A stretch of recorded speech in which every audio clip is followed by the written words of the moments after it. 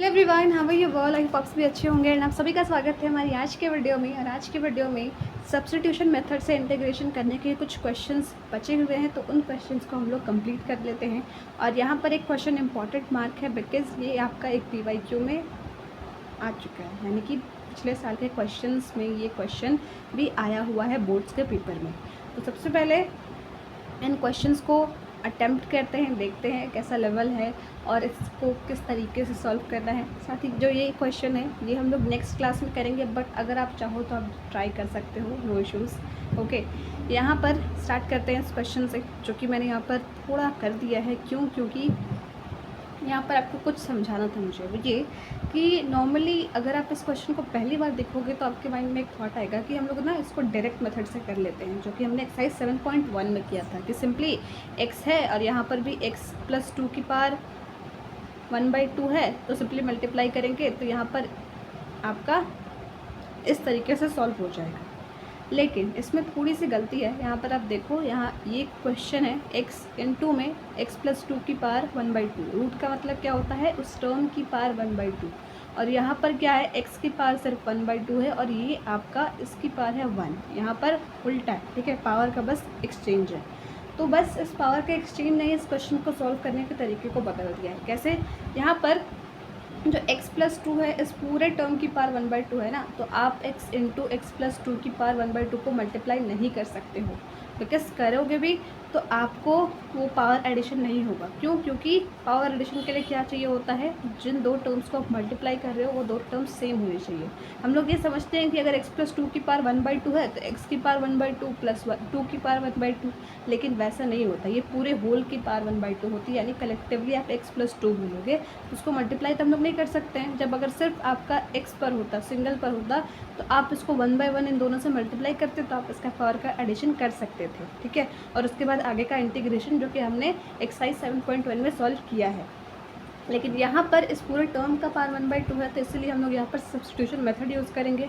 और जब भी कोई ऐसे टर्म्स दिखें रूट के अंदर, तो जनरली हम लोग उसको सब्स्टिट्यूशन मेथड ही फॉलो करते हैं। तो यहाँ पर हमने इसको डिफ्रेंशिएट किया with respect to x both sides. तो x का डिफ्रेंशिएशन 1 होता है, 2 का 0 होता है, तो 1 = थीटा का क्या होता है विथ रिस्पेक्ट टू x करोगे अगर डिफ्रेंशिएशन, तो वो होता है dθ/dx। तो यहाँ से एक इक्वेशन हमें मिल गई dx = dθ। अब आपके माइंड में एक क्वेश्चन आएगा कि dx = dθ मिला है, dx तो ये है इसके बराबर, ठीक है, dθ लिख देंगे और हमने रूट के अंदर वाले टर्म को थीटा मान लिया। लेकिन ये x का क्या होगा? तो आपको यहाँ पर एक बात ध्यान रखनी है कि यहाँ से हम लोग x की वैल्यू निकाल सकते हैं, दैट x = θ - 2। क्यों? क्योंकि अगर आप इंटीग्रेशन कर रहे हो तो ये तो आपका थीटा में आ गया, बिकॉज आपने सब्स्टिट्यूशन मेथड को यूज़ किया, तो रूट के अंदर वाले टर्म को आपने थीटा माना और dx की वैल्यू भी आपकी dθ के बराबर आ गई। तो यहाँ पर भी थीटा, यहाँ पर भी थीटा, लेकिन यहाँ पर x। तो ऐसे तो फिर आपका इंटीग्रेशन होगा नहीं। आपको अगर इंटीग्रेट करना है तो आपका हर एक टर्म एक चीज़ को फॉलो करना चाहिए। जैसे क्वेश्चन में अगर x था तो सब x में ही था, कांस्टेंट आया तो कांस्टेंट का हम लोग बाद में देख लेते हैं, चाहे उसको बाहर पुट करते हैं या जो भी सोल्यूशन होता है। लेकिन वेरिएबल जो होता है वो सारे एक ही होते हैं, यहाँ पर x y दो नहीं होते हैं, वो डिफरेंशिएशन में होता है। तो वैसे ही यहाँ पर x के जगह पर सबको थीटा में चेंज कर देना है, तो x के जगह पर भी थीटा के टर्म में कुछ पुट करना है, तो θ - 2 आती है x की वैल्यू जो हमने इससे निकाल ली।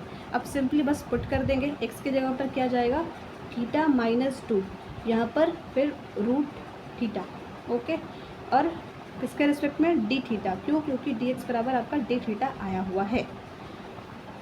अब कुछ ऐसा इक्वेशन आया कि आपका जो थीटा है, मान लीजिए अगर यही इक्वेशन होता सेम, बस साइन का चेंज है, यहाँ पर x होता और यहाँ पर θ - 2 होता, आप इंडिविजुअली इन दोनों को मल्टीप्लाई कर देते, तब आपका पावर का एडिशन भी होता दोनों टर्म्स में।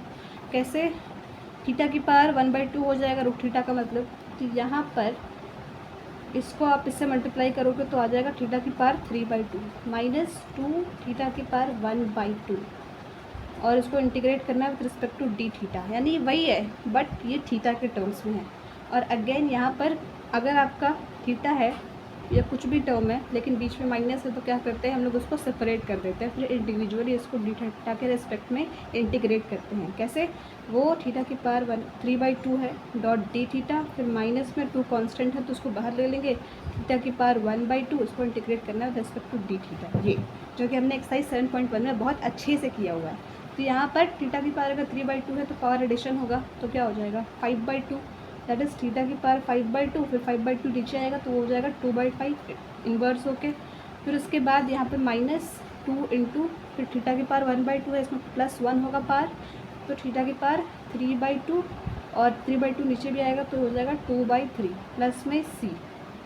अब उसके बाद थीटा हमने क्या माना था x+2, तो आपका फाइनल आंसर x के टर्म्स में होगा ना। ये तो हमने क्वेश्चन सॉल्व करने के लिए बस एक तरीका अप्लाई किया, क्वेश्चन का आंसर यहाँ पर नहीं छोड़ना है, आपको पुट भी करना है। दैट 2/5 थीटा क्या है x+2 की पावर 5/2 माइनस ये 2 जा 4 हो जाएगा 4/3 और x+2 की पावर 3/2 प्लस में c। ये हो गया इसका आंसर। अब चलते हैं नेक्स्ट क्वेश्चन की तरफ। नेक्स्ट क्वेश्चन भी कुछ ऐसा ही है, ये कुछ डिफरेंट एक स्टेप और ऐड हो जाता है इसमें सब्स्टिट्यूशन में, इसलिए इसको थोड़ा डिफरेंट वे में सॉल्व करते हैं। अगेन जब भी आपको रूट के अंदर कोई टर्म दिखे तो हम लोग उसको ही कुछ पुट करने के ज़्यादा चांसेस होते हैं। तो फिर वही क्वेश्चन है कि आप इसको अगर डिफ्रेंशिएट करोगे तो ये 1 आएगा। 1 आया तो इसमें इट मीन्स क्या कि dx बराबर डी थीटा। ओके, फिर उसके बाद dx बराबर डी थीटा तो आ गया, ये भी आपका थीटा में कन्वर्ट हो जाएगा रूट थीटा, लेकिन x बच जाएगा तो अगेन हमने इसको थीटा के बराबर पुट किया होगा ना, तो वहाँ से x बराबर थीटा -4 वैल्यू ले लेंगे। तो वही करना है, सेम मेथड हमें इस क्वेश्चन में भी फॉलो करना है। तो यहाँ पर बस आपका एक स्टेप ऐड हो रहा है इन सब्स्टिट्यूशन वाले क्वेश्चन में, जो कि हम लोग यूजुअली करते थे उससे बस एक स्टेप आगे बढ़ रहे हैं। तो क्या करेंगे x+4 को हम लोग थीटा पुट कर देंगे और उसके बाद यहाँ पर आपके माइंड में थॉट होगा यहाँ पर ही हम लोग ले लेते हैं x = θ-4। आप ले सकते हो बट अगर नीचे लोगे तो वो सही रहेगा, क्योंकि यहाँ पर जो हम लोग यूजुअली सब्स्टिट्यूशन मेथड पुट करते हैं तो हमारी आदत क्या है कि यहाँ पर डिफ्रेंशिएशन करना, नहीं तो फिर हम लोग डिफ्रेंशिएशन करना भूल जाएंगे। यहाँ पर डिफ्रेंशिएट करना है both sides with respect to x, तो x का डिफ्रेंशिएशन 1, थीटा का d θ/dx, 4 का तो 0 होता है तो 1 + 0 = 1। यहाँ पर ये नहीं सोचना है कि 1 × 0 0 हो जाएगा, नहीं, यहाँ पर प्लस है ना ये, तो अगर 4 का डिफ्रेंशिएशन 0 है तो 4 + 1, दैट 4 का डिफ्रेंशिएशन 0 है तो 0, फिर यहाँ पर इसका 1, तो 1 + 0 = what 1। अब इससे आगे आपका dx बराबर डी थीटा, यानी कि डी एक्स के जगह पर आप डी थीटा पुट करोगे, लेकिन x बच गया। अब यहाँ पर हम लोग वैल्यू ले लेंगे कि x = θ-4। आप यहाँ पर इक्वेशन 1 भी ले सकते हो और x = θ-4 आप ऐसे भी लिख सकते हो फ्रॉम इक्वेशन 1। ठीक है, यहाँ पर हमने ले लिया। अगेन बस क्वेश्चन की जगह पर पुट करना है। क्वेश्चन में x ऊपर है न्यूमरेटर में, तो θ-4 लिखेंगे। पूरे क्वेश्चन को थीटा के टर्म्स में पुट कर देना है, कोई आपका अदर वेरिएबल नहीं होना चाहिए। यहाँ पर रूट थीटा फिर डॉट डी थीटा, इसके टर्म्स में इसको इंटीग्रेट करना है। ठीक है, अब उसके बाद यहाँ पर आपका ये नीचे रूट थीटा है, अब इसको इन दोनों को इंडिविजुअली वो डिवाइड करेगा। अगर आपको ये समझने में दिक्कत हो रही है तो इट मीन्स आपका एक्सरसाइज 7.1 कंप्लीट नहीं है, वो होता तो आपको ये दिक्कत नहीं आती। इसको इंटीग्रेट करना है विद डी थीटा। अब बीच में माइनस आ गया तो दोनों को अलग अलग इंटीग्रेट कर देंगे। तो थीटा क्या पावर रूट है तो इसका मतलब क्या 1/2 होगी पावर, तो यहाँ पर नीचे डिनोमिनेटर में है, अगर ये ऊपर जाएगी तो थीटा की पावर -1/2 हो जाएगी। या आप इसको ऐसे कैंसिल आउट भी कर सकते हो, रूट थीटा से थीटा कट जाता है रूट थीटा टाइम्स। ठीक है, फिर उसके बाद 4 इंटू में यहाँ पर इसको डी थीटा के टर्म्स में इंटीग्रेट करेंगे। 4 बाहर ले लिया, कांस्टेंट था, 1/√θ दैट इज़ थीटा की पावर 1/2। यस, इसको इंटीग्रेट करोगे with respect to d theta. अब उसके बाद यहाँ पर रूट थीटा मतलब क्या, थीटा की पावर 1/2, इसको इंटीग्रेट करना है with respect to d theta -4, और ये थीटा की पावर -1/2 है तो उसको वैसे ही लिखेंगे। जस्ट मैंने यहाँ पर लिखा इसलिए एक स्टेप बढ़ा दिया, आप चाहो तो डायरेक्ट भी लिख सकते हो, कोई दिक्कत नहीं है। 1/2 में +1 करेंगे तो क्या होगा 3/2, तो थीटा की पावर 3/2 और 3/2 नीचे आएगा तो यहाँ पर 2/3 हो जाएगा। आप चाहो तो वो स्टेप ऐड भी कर सकते हो, यहाँ पर एक बार 3/2 लिखोगे फिर नेक्स्ट वाले स्टेप में इसको दिखाओगे, कोई दिक्कत नहीं है उससे। फिर यहाँ पर -4 इंटू, अगर -1/2 में प्लस करोगे +1 करोगे तो आएगा आपका 1/2, तो 4 इंटू थीटा की पावर 1/2 और नीचे भी 1/2, तो 1/2 का इन्वर्स क्या होता है 2/1, तो यहाँ पर 2/1 प्लस में सी।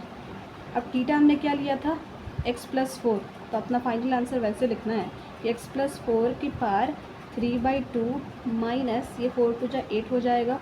थीटा क्या है, x+4 की पावर 1/2 प्लस में c।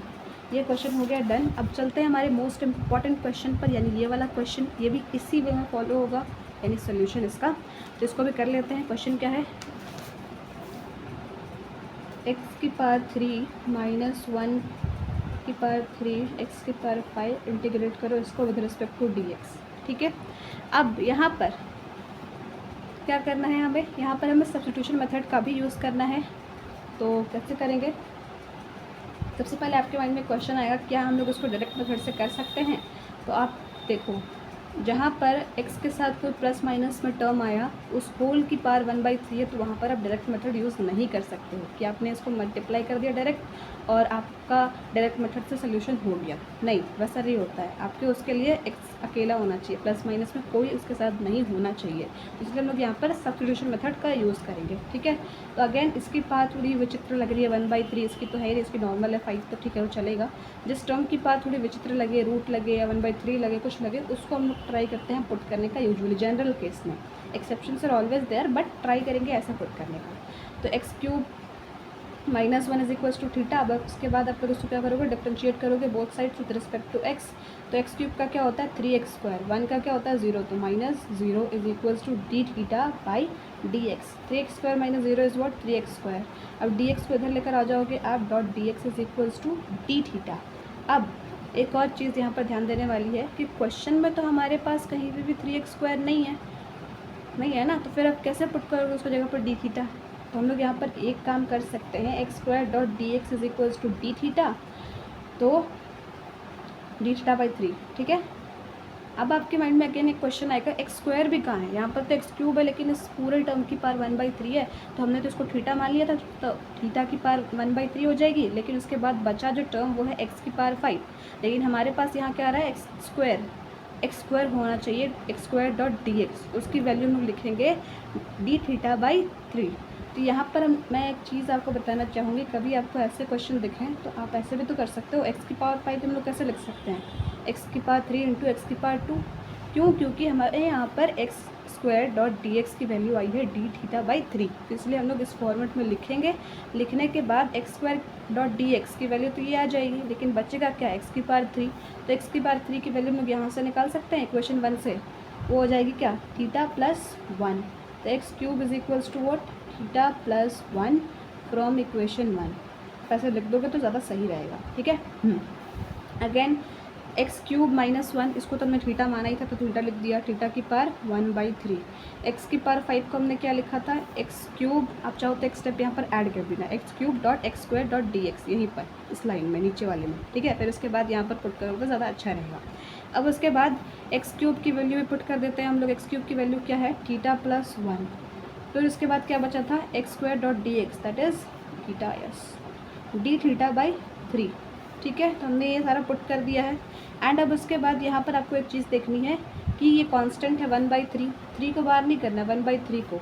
अब उसके बाद थीटा की पावर 1/3 है, थीटा के ऊपर आपकी चाहे पावर कुछ भी हो, उसके बाद आप इस टर्म से मल्टीप्लाई कर सकते हो। लेकिन अगर इसकी पावर कुछ रहेगी तो आप इससे मल्टीप्लाई नहीं कर सकते हो, यानी कि थीटा या एक्स के साथ कोई प्लस माइनस में है तो उसके साथ वो टर्म किसी और से मल्टीप्लाई नहीं हो सकता है पावर के एडिशन के लिए। ठीक है, तो उसके बाद यहाँ पर theta into theta plus 1 dot D theta के टर्म्स में इंटीग्रेट करना है, तो 1/3। तो यहाँ पर इन दोनों का मल्टीप्लाई होगा तो थीटा की पावर 1/3 प्लस 1 हो जाएगा, that is going to be what 4/3। फिर प्लस में थीटा की पावर 1/3। अब उसके बाद इसको इंडिविजुअली इंटीग्रेट करेंगे, तो वो आप आई थिंक कर सकते हो, बिकॉज हमारे पास एक और क्वेश्चन अभी बचा हुआ है, वो भी ज़रूरी है। अगेन यहाँ पर बीच में प्लस माइनस में से प्लस आया है तो इसको इंडिविजुअली सेपरेट कर देंगे, फिर डी थीटा के टर्म्स में इंटीग्रेट करेंगे। तो थीटा की पावर 4/3 इसको इंटीग्रेट करो with respect to d theta, फिर प्लस में यहाँ पर इंटीग्रेशन ऑफ थीटा की power 1/3 with respect to d theta. यहाँ पर 1/3, थीटा की पावर 4/3 है तो इसमें प्लस 1 होगा तो क्या हो जाएगा 4 + 3 7, 7/3। तो थीटा की पावर 7/3, उसका इन्वर्स होगा 3/7, तो इसको यहाँ पर लिख देते हैं। फिर प्लस में थीटा की पावर 1/3 में प्लस 1 करेंगे तो क्या हो जाएगा 4/3। 4/3 का इन्वर्स क्या होता है 3/4 प्लस में c। अगेन यहाँ 3 से 3 कैंसिल आउट हो जाएगा तो 1/7 थीटा की पावर 7/3 एक सेकेंड प्लस में 3/4 थीटा की पावर 4/3 प्लस में c। अगेन थीटा यहाँ पर आंसर छोड़ नहीं देना, थीटा हमने क्या माना था x³ - 1 तो 1/7 थीटा की वैल्यू क्या है x³ - 1 की पावर 7/3 प्लस में 3/4 x³ - 1 की पावर 4/3 प्लस में c। ये हो गया आपका आंसर। अभी हमारे पास एक और क्वेश्चन बचा हुआ है, उसको देख लेते हैं। ये क्वेश्चन थोड़ा डिफरेंट है और ये जो हमने आज जो क्वेश्चंस करेंगे वो थोड़े एक तरीके से सॉल्व होंगे, ये थोड़ा एक डिफरेंट वे में सॉल्व होगा, डिफरेंट अप्रोच से सॉल्व होगा, इसलिए इसको हम लोग नेक्स्ट वीडियो में करेंगे। बट अगर आप चाहो तो आप इसको कर सकते हो और इसका आंसर कमेंट सेक्शन में बता सकते हो। फिलहाल के लिए हम लोग लास्ट क्वेश्चन कर लेते हैं बिकॉज वो भी कुछ इस तरीके से सॉल्व होगा, ठीक है। सब्स्टिट्यूशन मेथड से आप उसको डायरेक्टली कर पाओगे। थोड़ा सा उसमें यूज़ होगा कि आप क्या क्या करोगे, तरीका यूज़ होगा कि ऐसे करने से क्या आंसर आएगा, बट मेनली